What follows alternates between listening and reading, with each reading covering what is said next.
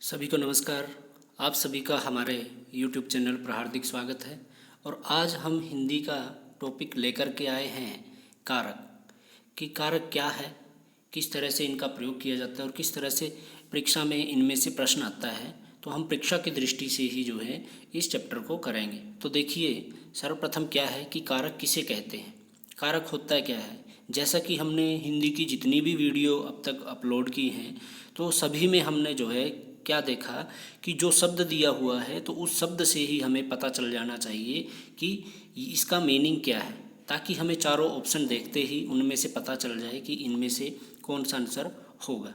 अगर हमें नहीं भी पता चलता है तो हम जो है वाक्य, जो भी वाक्य दिया हुआ होगा उसको देखने के बाद जो है हम उन चारों जो हमारे ऑप्शन हैं उनका मीनिंग देखेंगे कि किसके अनुसार ये सही है, तो हमारा प्रश्न गलत नहीं होगा। तो देखिए, तो सबसे पहले कारक किसे कहते हैं। कारक का मतलब क्या है कि हमने संज्ञा या जो सर्वनाम है उनका अन्य पदों से जो संबंध बताया जाता है। अन्य पदों से, अन्य पदों मीन्स जो क्रिया है, क्रिया से जो संबंध दिखाया जाता है उसे हम क्या कहते हैं, कारक कहते हैं। और कारक को याद रखने का सबसे अच्छा तरीका क्या है कि प्रत्येक कारक के कारक चिन्ह दिए हुए हैं, आप जो है उन कारक चिन्हों को याद कीजिए। जहाँ पर आपको वो चिन्ह दिखाई दे तो वही क्या होगा, कारक होगा। ठीक है, तो कारक के क्या याद करने हैं हमें अच्छी तरह से, कारक चिन्ह, जो कारक चिन्ह दिए हुए हैं उनको याद करना है। तो देखिए, सर्वप्रथम हमें पता चल गया कि कारक किसे कहते हैं।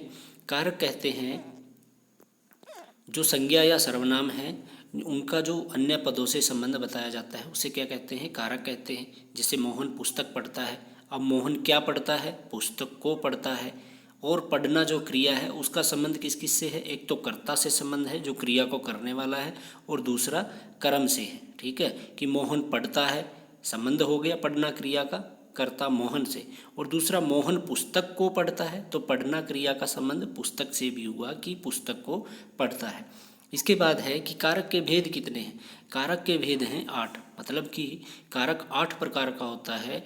और हम जो है जो कारक का नाम होगा उसी से ही हम जानने की कोशिश करेंगे कि ये कौन सा कारक है, इसका चिन्ह क्या होता है। और हम जो है उदाहरण देखते ही हमें पता चल जाएगा कि इसमें कौन सा कारक है। तो सबसे पहला कारक है कर्ता कारक। तो कर्ता कारक कौन सा होता है, क्रिया को करने वाला। वाक्य में जो भी क्रिया होगी उसको जो करने वाला है वो कौन होगा, कर्ता कारक होगा। अगर इससे भी ना पता चले कि क्रिया को करने वाला कौन है, हम उसको ना समझ पाएँ, तो हम देखेंगे उसका चिन्ह कि ने चिन्ह दिया हुआ मिलेगा, और उससे हमें पता चल जाएगा कि जिसके साथ वो ने लगा हुआ है ना, तो वो क्या होगा, कर्ता कारक होगा। जैसे राम खाना खाता है, ठीक है, इसमें कोई चिन्ह नहीं है, लेकिन राम खाना खाता है। खाना कौन खा रहा है, कौन खा रहा है, राम। तो कारक कौन सा कारक होगा, कर्ता कारक होगा। और कर्ता कारक किसमें है, राम में। इसके बाद दूसरा उदाहरण है कि राम ने खाना खाया। अब ने इसमें दिया हुआ है, तो ने को देखने से ही पता चल जाएगा कि जो राम शब्द है वो क्या है, कर्ता कारक है।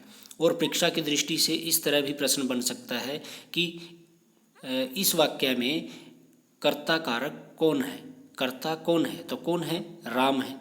ठीक है, या फिर परीक्षा की दृष्टि से इस तरह से भी पूछ सकते हैं कि जो ने चिन्ह आया हुआ है वह किस कारक का है, तो वह किस कारक का है, कर्ता कारक का है।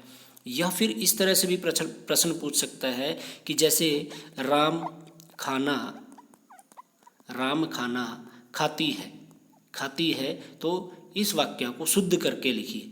ठीक है, या फिर इनमें से कौन सा वाक्य शुद्ध है या अशुद्ध है। अब राम खाना खाती है, अब खाती जो है वो तो स्त्रीलिंग के लिए प्रयोग करते हैं, लेकिन राम तो पुल्लिंग है, तो क्या आना चाहिए, राम खाना खाता है। ठीक है, नेक्स्ट है हमारा कर्म कारक। कर्म कारक किसे कहते हैं कि जब क्रिया का प्रभाव जिस व्यक्ति या वस्तु पर पड़े। ठीक है, मतलब जो क्रिया हो रही है उसका प्रभाव किस पर पड़ रहा है, एक तो ये होगा। और दूसरा, अगर इससे भी हमें ना पता चले तो क्या होगा, उसमें चिन्ह दिया होगा। और चिन्ह क्या होता है कर्म कारक का, को।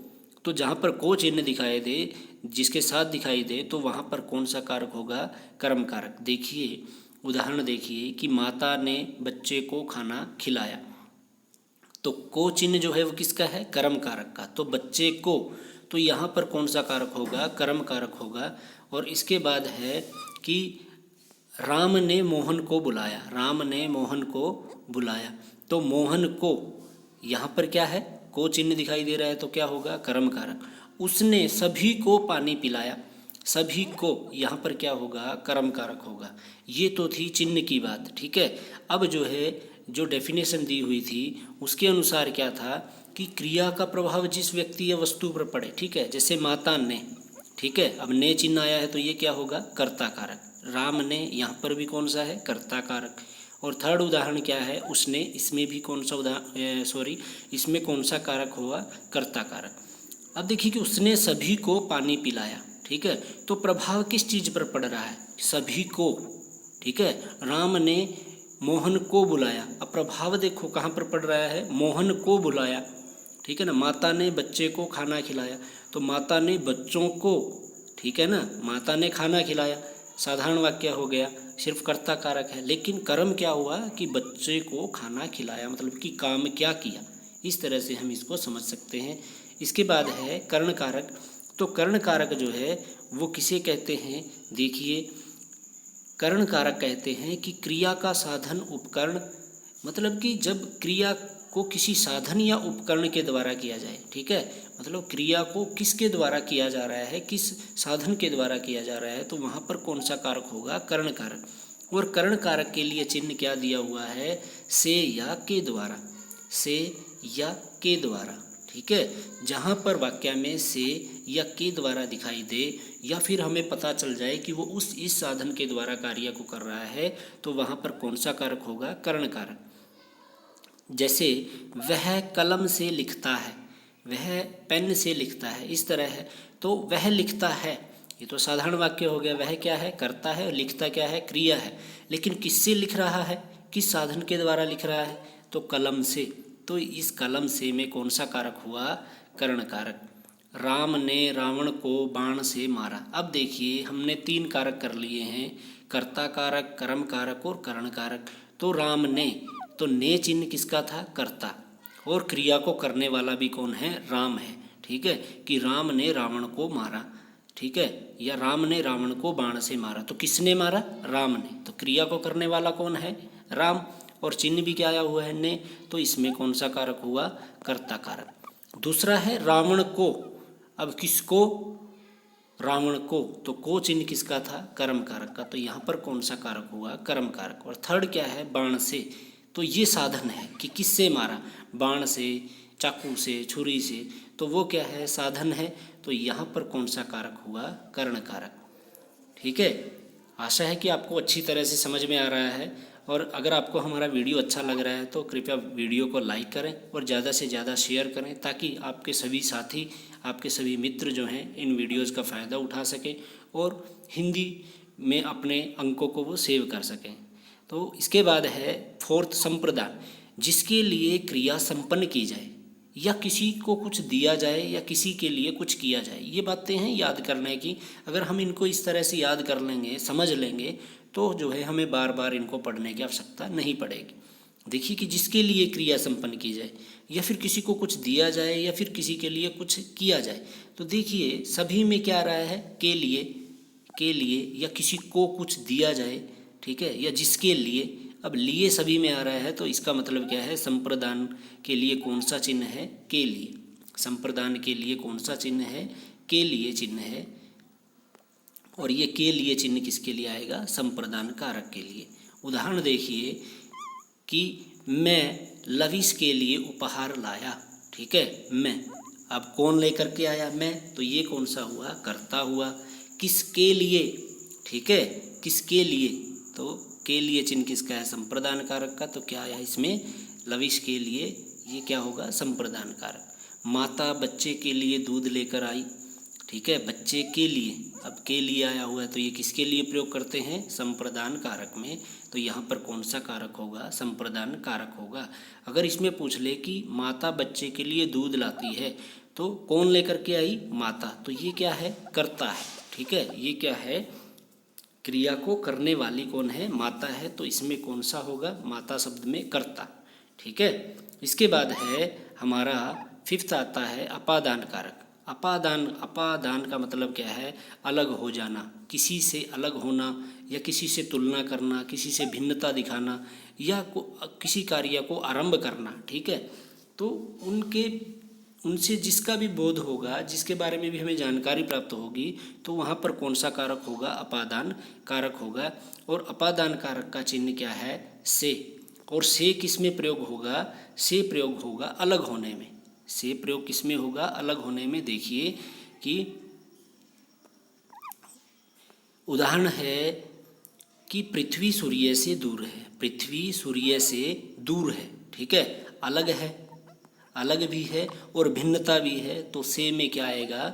हमारा अपादान कारक आएगा। जैसे आकाश से बिजली गिरती है, आकाश से बिजली गिरती है, अब बिजली गिरी तो आकाश से वो क्या हो गई? अलग हो गई, तो क्या आएगा यहाँ पर?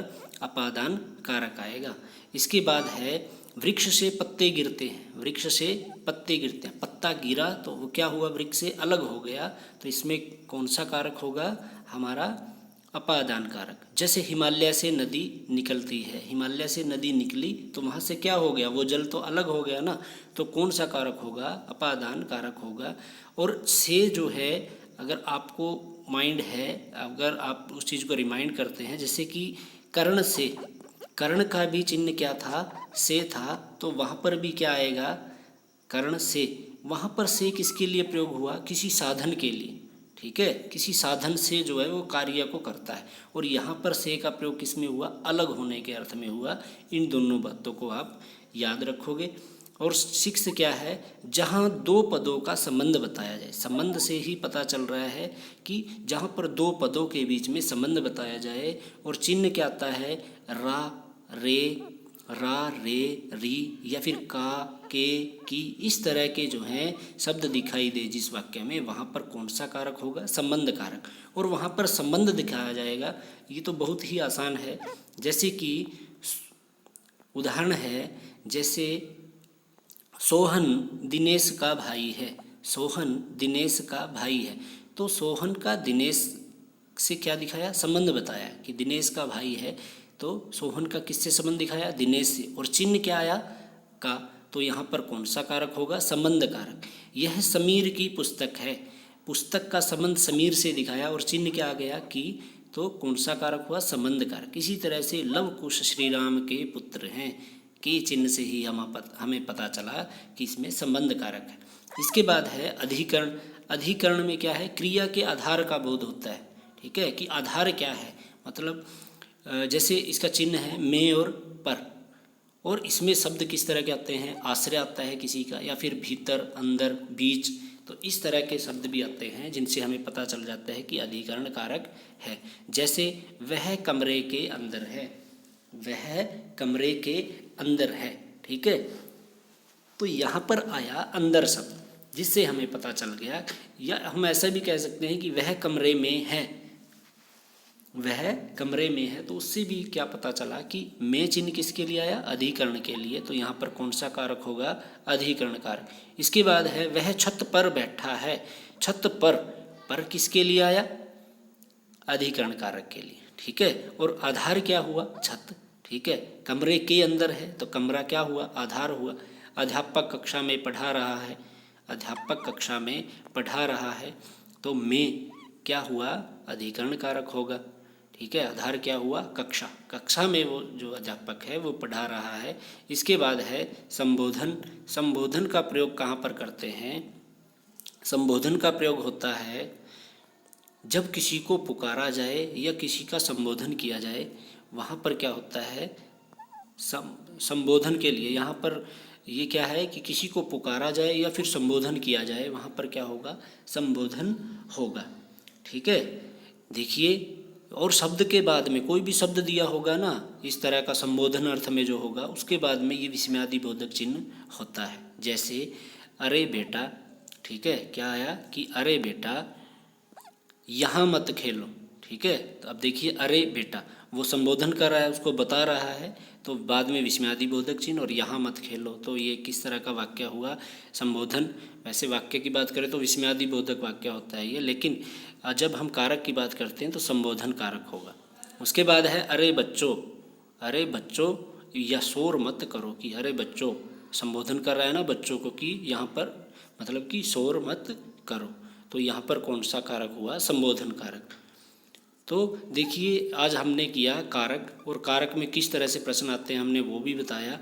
और आप जो हैं इन कारक को अच्छी तरह से समझिए और इनको याद कीजिए, और जो भी वीडियो आप देखते हो उसके बाद जो है उस टॉपिक की 10-15 मिनट जो है प्रैक्टिस ज़रूर करें, ताकि आपको वो अच्छी तरह से लर्न हो जाए। आपको हमारा वीडियो कैसा लगता है कमेंट बॉक्स में ज़रूर बताइएगा, और हमारे चैनल को सब्सक्राइब कीजिएगा, ज़्यादा से ज़्यादा शेयर कीजिएगा। धन्यवाद।